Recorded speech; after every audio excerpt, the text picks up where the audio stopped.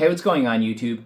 The Olympics are on, which means Winter Biathlon gets its 1 in 4 years of mainstream media coverage. This past weekend, on a freezing mountaintop in Pennsylvania, I got to participate in the spirit by running our Centerfire equivalent, the tactical 5K run and gun. Before talking more about the course, I do have to give a huge shout out to the match organizer, Ellis. The event moved along like a well-oiled machine. The staff were on point, and the range officers were friendly, energetic, and sharply attentive to safety, especially relevant considering the conditions. They were trained to look for signs of hysterical hypothermia. Come over here, David. Okay, no worries. Yeah. You okay, man? Yeah. Okay. Excellent. All right, that's fine. Okay. Great. You feeling good? I am excellent. Yeah. Okay. I am excellent. Not lightheaded in the least. Yeah. Are you sure, bro? I am. Yeah. I am completely fine. Totally cognizant. Yeah. Okay. I mean, I know you fell in the water. So I'm good though. Yeah. if you wanted to if you need to toast your toes off before you leave. No, I'm okay. Yeah, I'm quite excellent. Yeah. Okay. Good. It takes a lot of character to be in positive spirits standing outside in single-digit weather all day, so again, serious props to the match organizer for assembling such a capable RO team. I'm no stranger to traditional 2 and 3 gun matches, but a 5K trek with gear is a whole nother animal. Post-COVID, most shooting disciplines have seen parabolic growth, especially night shoots. Run and gun has gotten more popular, yet not at the same pace as the more visible mainstream disciplines. If I were a betting man, I am, just look at my option strikes and expiration dates, I'd put long-range run and gun as the discipline with the most growth potential over the next decade. We are firmly in the nothing is true, everything is permitted phase of history where no one ascribes any legitimacy to major accomplishments. Losing a lot of weight means you're on GLP-1s. Getting shredded over age 35 means you're on TRT or SARMs. Writing a social media post longer than 3 paragraphs with sophisticated punctuation means you used AI. However, one aspect of training success no one can take away from you is cardiovascular endurance. In this day and age, it's a physical attribute no one can fake. 5K Centerfire biathlons combine my 2 favorite hobbies, fitness and shooting. In shorts and running shoes, I can do a hair over 20 minutes for a 5K on a track. This year's Rifle Pistol 5K race at Ben Franklin Range in Templeton, PA, which is 45 minutes northeast of Pittsburgh, would be my first such event. I had waitlisted and only got off the list about 18 calendar days before the event start date. My rifle loadout was the IWI Tavor with an ACOG, aka the Anti-Gun Tuber Special. I also added the Hux Flow range suppressor. I never got the Tavor to work with a conventional suppressor, but knock on wood, the flow-through suppressor fixed its tendency to choke after the gas stacking of one magazine. Freezing weather transformed the suppressed Tavor from a miserable summer rifle into something genuinely pleasant to shoot. My pistol will be a stock Glock 17 Gen 5 with a Shield RMS-X red dot. My wife and I booked a hotel room and did a few touristy things in Pittsburgh before race day. The conditions were brutal. Not a speck of snow had melted from the whole foot the Northeast got a few weeks prior, and we got another 1 inch dusting the night before. The temperature was 4 degrees Fahrenheit at race start, with the occasional buffeting winds of 15 to 25 miles per hour. I was very tempted to run in a down parka, but I audible to an Audi Gear Premium off the shelf. Word to the wise, please listen to instructions and be warmed up and ready to go way before your start time. I was still kidding up when my timer began and lost extra time needing to undress before the first actual stage. The target counts for the course of fire were known ahead of time. You would need about 40 hits for a rifle and 35 for pistol, but the exact course was not. We were tasked with about 3.7 miles of total ground to cover. Ben Franklin Range is not open to the public and is usually exclusively for law enforcement and PMC training. They have a shoot house. Our air quotes surprise first stage was CQB in the shoot house against Op 4. I had never even played airsoft, so this was a true baptism by fire. The lead RO was helpful in explaining the rules and handing me a carbine with 5 rounds of ammunition. Yes, I did remember to press check. Unfortunately, I was eliminated by Op 4 with an arm shot and had to tourniquet myself. Rekitting afterward took forever. I could practically feel the match organizer thinking, why did I let him shoot? And I don't blame him. From the outside, it probably looked like I had no idea what I was doing, made worse by how I slipped and wiped out in the parking lot before even reaching the sign directing us to stage 1. Alright, I'm here. Shooter, do you understand the course of fire? Shooter understands course of fire. Alright, stand by. Hit! No, stay here. Stay here. Yep. Slow down.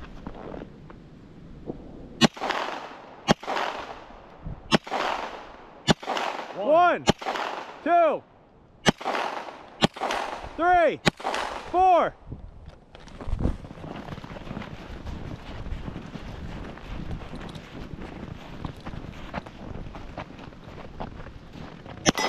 One, 2, 3, 4.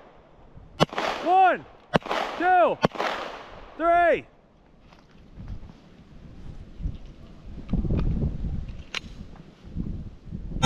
Four.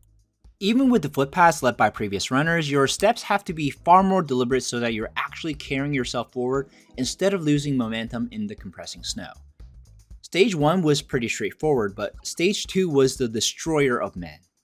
We are all used to shooting painted targets against dirt berms, but Stage 2 marked a critical deficiency in my training: partially concealed targets at unknown distance.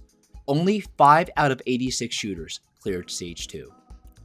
White targets marked with a black X against the snow backdrop is a brutal assignment and a clean divider between trained and untrained. More magnification than an ACOG would not have helped. Case in point, there was not a noticeably higher clear rate for those who had LPVOs. In fact, the loss of field of view with additional magnification is arguably a liability in scanning for targets. Stage 3 was where things really fell apart for me. Literally. I made a wrong turn and headed up the power line cut to Stage 5 before realizing I was going the wrong direction, so I lost additional time and energy there. Again, listen to and retain instructions. On the way to Stage 3, I misjudged that a creek was frozen enough to walk across, and I fell in. Fantastic. Now I had 2 extra pounds of ice on both legs to carry across the course and was in legitimate danger of losing toes to frostbite. Because my brain slowed in the cold, I somehow decided to make my fall into creek in vain and walk through even denser snow to Stage 3, which also presented target identification problems. Stage 4 shooting was fine, and clear target ID meant I could be so confident in my hits that I often moved on to the next target before the RO called the hits on my prior target. Ready. Shooter is ready. Stand by.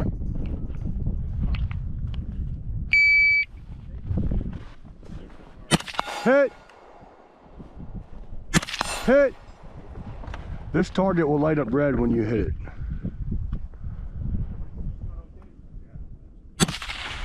You were high. Hit. Hit. Hit. Hit. Hit. Nice. I did not Take flag shot. you. Take shot. You're good.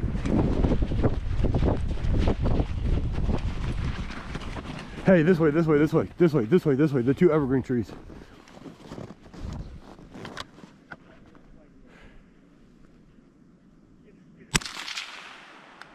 He's to your left.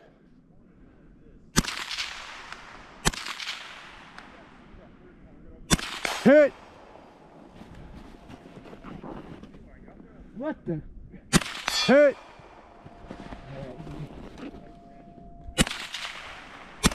Hit! Nice. Clear. The path to Stage 5 was the hardest part of the course. It was a quarter-mile climb up a power line cut at minimally 12% gradient. Afterward, one of the finishers, looking at you, wizard hat, informed me that snow spikes for boots existed. Noted. Stage 5 shooting was pretty straightforward too, but this was where the cold made my pistol optic lose its electronics and I had to use the co-witness irons or polymers in the case of Glock. The common suggestion was that the battery may have been compromised. This component of my gear will need to be addressed in future.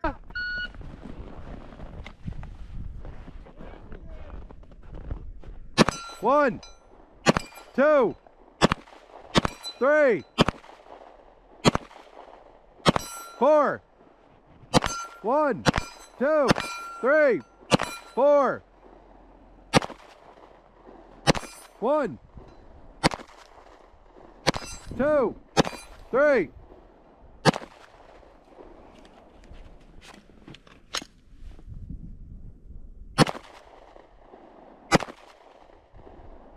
You can move left or right if you want. 4. So holster, holster, holster.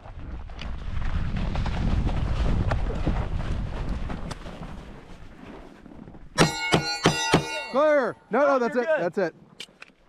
You don't have to clear the gun if you don't want to. Optic died. Oh, that'll do it. I had to co-witness with the irons. There you go.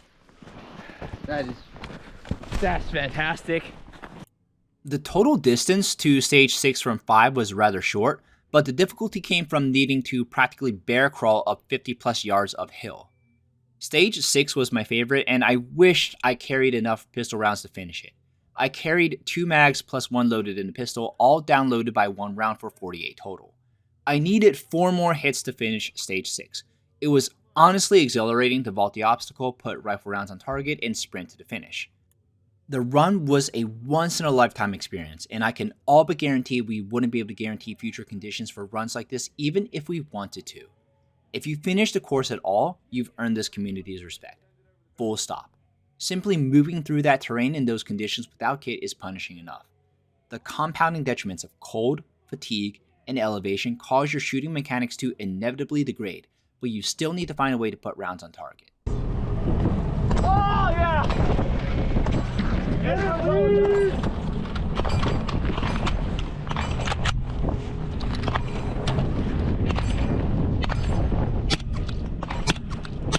Hit! Hit! Hit! Nice work. That's gonna be... Most gun tubers and CCW course instructors aren't making it up that mountain.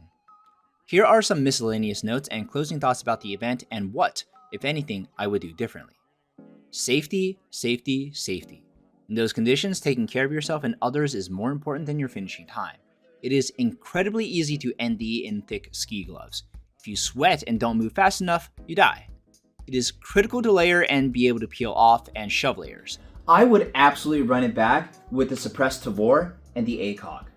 The balance and compactness of the bullpup was perfect for running and gunning, especially mounting obstacles, made even better by the compactness of the ACOG. Failing to clear stage 2 was a deficiency in my training, not a limitation of the magnification range of the ACOG. The Glock 17 was fine as well, but in future I may go with a different optic.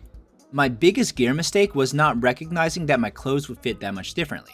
I ran the course in sweatpants, which kept falling down through the race, costing me energy to hold them up. These sweatpants I used for winter PT and thought I would be fine to compete with, but my skin and muscles contracted enough to make them way too loose. Next time I'm going with ski pants I could thread a belt through. I did see many competitors with Cry Precision pants though. You did see me unsling my rifle for shooting stages because I set up my sling for over the back carry as opposed to fighting length. If your sling is too loose to allow you to shoulder your rifle with the sight picture, then your rifle will bounce too much against you while running and it will add to running fatigue. That is actually the first lesson in setting up your ruck in basic. Minimize how much your gear bounces around your backpack. I ran hotter ammo plus B pistol, which helped to unstick my actions.